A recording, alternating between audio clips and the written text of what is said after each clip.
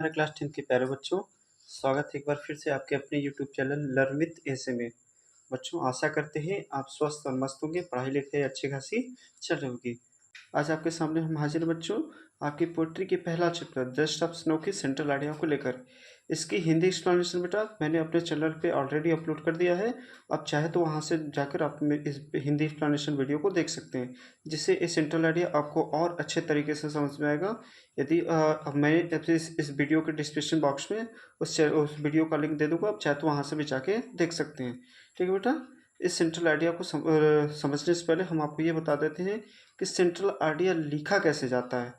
Central का मतलब होता है बेटा मुख्य, आइडिया का मतलब होता है विचार, यानी किसी कविता के मुख्य विचार को लिखना ही सेंट्रल आइडिया कहलाता है। यानी उस कविता में कवि या कवित्री क्या कहना चाहते हैं, या उन्होंने उस कविता में क्या वर्णन किया, या वो क्या समझाना चाहते हैं, इन सबको एक शॉर्ट समरी में या शॉर्ट रूप में लिखना ही सेंट्रल आइडिया कहलाता है। बच्चों, उससे पहले हम आपको ये बता दें कि हमारे जो बच्चे हमारे इस चैनल पर नए हैं, सबसे पहले हमारे इस चैनल को सब्सक्राइब कर लेंगे, और ज़्यादा से ज़्यादा जितने भी बच्चे आपके दोस्त सर्कल होंगे, उस क्लास 10 के जितने भी बच्चे होंगे, उसमें ये वीडियो को जरूर शेयर करिएगा, ताकि अधिक से अधिक लोग लाभ प्राप्त कर सकें। ठीक है बेटा, आप कॉपी पे लेकर बैठिएगा, आपको जो वर्ड मीनिंग हार्ड लगेगी आप उसमें इसको लिख लीजिएगा। एक एक वर्ड मीनिंग को हम बताते हुए चलेंगे, और इंटरेस्टिंग ऐसा सेंट्रल आइडिया जिसे पढ़ने के बाद इसे आप आसानी से याद हो जाएगा। ठीक है, गारंटी के साथ करेंगे, इसे आप पढ़ने के बाद आपको दोबारा भूल ही नहीं सकते। आइए चलते हैं अपने सेंट्रल आइडिया की तरफ। The poem dust of snow has been composed by Robert Frost. यह कविता dust of snow Robert Frost के द्वारा लिखी गई है। यह कविता dust of snow Robert Frost के द्वारा लिखी गई है। फिर से देखिए, the poem dust of snow has been composed by Robert Frost. यह कविता dust of snow Robert Frost के द्वारा लिखी गई है। द पोयम, यह कविता एक्सप्रेस मीन्स वर्णन करता है, द इम्पोर्टेंस मीन्स महत्व को, ऑफ स्मॉल थिंग्स मीन्स छोटी वस्तुओं की। यह कविता छोटी वस्तुओं के महत्व को क्या करता है, उनके वर्णन करता है। यह कविता छोटी वस्तुओं के महत्व का भी वर्णन करता है। कहने का मतलब बेटा, जब कभी क्या होते हैं उदास होकर उस धतूरे के वृक्ष के नीचे बैठे थे, तो जो छोटा सा कण क्या, उस जो बर्फ का छोटा सा कण इनके ऊपर आके गिरता है, वह क्या करता है, इनकी दुखी मन को एक हंसी भाव में या सुख में क्या करता है, परिवर्तित कर देता है। तो वही इन्होंने कहा कि अपनी इस कविता के माध्यम से इन्होंने इस छोटी से छोटी वस्तुओं की इम्पोर्टेंट या महत्व को बताया हुआ है। इट कैन चेंज, यह बदल सकता है, वंस एप्टीट्यूड, एक व्यक्ति के मनोभाव को, यह व्यक्ति के मनोभाव को बदल सकता है। इट कैन चेंज, यह बदल सकता है, वंस एटीट्यूड, किसी के मनोदशा को या किसी के भाव को। The poet admire, the poet means लेखक, एडमायर मीन्स प्रशंसा करते हैं, द ब्यूटी मीन्स सुंदरता की, ऑफ स्नो मीन्स बर्फ के। लेखक बर्फ की सुंदरता की क्या करते हैं, प्रशंसा करते हैं।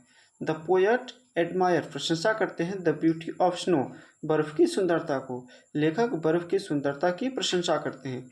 अकॉर्डिंग टू द पोएट, लेखक के अनुसार, वेन द क्रो मीन्स जब कौवा, शुक मीन्स हिलाता है, द हेमलॉक ट्री मीन्स धतूरे के पेड़ को, एंड डस्ट ऑफ स्नो, वो बर्फ के कण, फॉल मीन्स गिरते हैं, ऑन द पोएट मीन्स कवि पर, देन मीन्स तब, हिज सैडनेस, उसके दुखी मन, मूड मीन्स बदल जाता है, चेंज इनटू हैप्पी मीन्स प्रसन्नता में।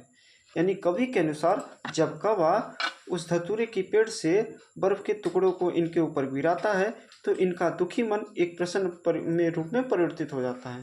ठीक है, आइए एक बार फिर से इसको देख लेते हैं, बहुत छोटा सेंट्रल आइडिया बेटा, एक बार फिर से देख लेते हैं जल्दी से। देखिए, the poem dust of snow has been composed by Robert Frost. यह कविता dust of snow Robert Frost के द्वारा लिखी गई है। द पोएम, यह कविता एक्सप्रेस मीन्स वर्णन करता है, बताता है, द इम्पोर्टेंस मीन्स महत्व को, ऑफ स्मॉल थिंग मीन्स छोटी वस्तुओं के। यह कविता छोटी वस्तुओं के महत्व को बताता है। कहने का मतलब बेटा कि जब कवि दुखी मन से उस धतूरे के पेड़ के नीचे बैठे थे, तो कौवा क्या करता है, अपनी हरकतों से जब उस पर बैठा रहता है, तो बर्फ़ के जो कण होते हैं वही बर्फ़ कण उस पेड़ से कवि के ऊपर आके गिर जाते हैं। तो एक छोटा सा कण बर्फ़ का कवि के दुखी मन को प्रसन्नता में बदल देता है। इट कैन चेंज, यह बदल सकता है, वंस एटीट्यूड, किसी व्यक्ति के मनोभाव को। इट कैन चेंज, यह बदल सकता है, वंस एटीट्यूड मीन्स किसी के मनोभाव को। The poet admire, the poet means लेखक एडमायर मीन्स प्रशंसा करते हैं the beauty of snow means बर्फ की सुंदरता की। लेखक बर्फ की सुंदरता की प्रशंसा करते हैं।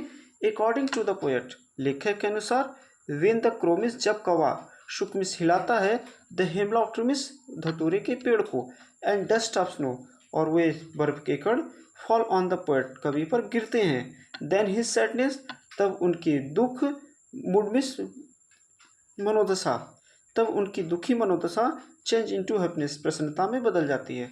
यानी कवि के अनुसार जब वे कौवा धतूरे के पेड़ पर से बर्फ के कणों को कवि के ऊपर गिराता है तो तब कवि की दुखी मनोदशा एक प्रसन्नता में बदल जाती है। ये बेटा हमारा छोटा सा प्यारा सा सेंट्रल आर्ट समाप्त होता है। आइए अब आपके लिए एक छोटा सा क्वेट से चलिए देखते हैं अपनी क्वेट्स की तरफ। होके मायूस ना यूं शाम की तरह ढलते रहिए, होके मायूस ना यूं शाम की तरह ढलते रहिए, जिंदगी एक भोर है सूरज की तरह निकलते रहिए, ठहरोगे एक पाँव पर तो थक जाओगे, ठहरोगे एक पाँव पर तो थक जाओगे, धीरे धीरे ही सही मगर राह पर चलते रहिए। क्या बेटा, होके मायूस ना यूं शाम की तरह ढलते रहिए, जिंदगी एक भोर है सूरज की तरह निकलते रहिए, ठहरोगे एक पाँव पर तो थक जाओगे, धीरे धीरे ही सही मगर राह पर चलते रहिए। कहने का मतलब बेटा कि आपके बोर्ड एग्जाम का समय बहुत ही नज़दीक आने वाला है। आप अपनी पढ़ाई को एंजॉय करिए, उससे बोझ के रूप में मत लीजिएगा। आप जितना है एंजॉय के रूप में पढ़ेंगे आपको पढ़ाई उतनी आसान लगने लगेगी। ठीक है, अभी आपकी परीक्षा में बहुत समय है, एंजॉय से पढ़िए। मेरी शुभकामनाएं, मेरा उम्मीद आशा है आपके साथ है। बाकी आपकी कोई भी समस्या हो इंग्लिश से रिलेटेड तो आप इस कमेंट बॉक्स में ज़रूर बताइएगा, मैं आपके साथ रहूँगा। और मैं आपके इस वीडियो से रिलेटेड कोई भी बात आपको समझ में नहीं हो तो आप इस कमेंट बॉक्स में ज़रूर बताइएगा, मैं आपकी कमेंट का बेसब्री से इंतज़ार करूँगा। ठीक है बेटा, अगर ये मेरा वीडियो आपको अच्छा लगा हो तो इस वीडियो को लाइक, ज़्यादा से ज़्यादा अपने दोस्तों तक शेयर और सब्सक्राइब करना ना भूलिएगा। तब तक के लिए आप बने रहेगा इसी चैनल के साथ। सत श्री अकाल, नमस्कार, टाटा, गुड बाय, शुभ रात्रि।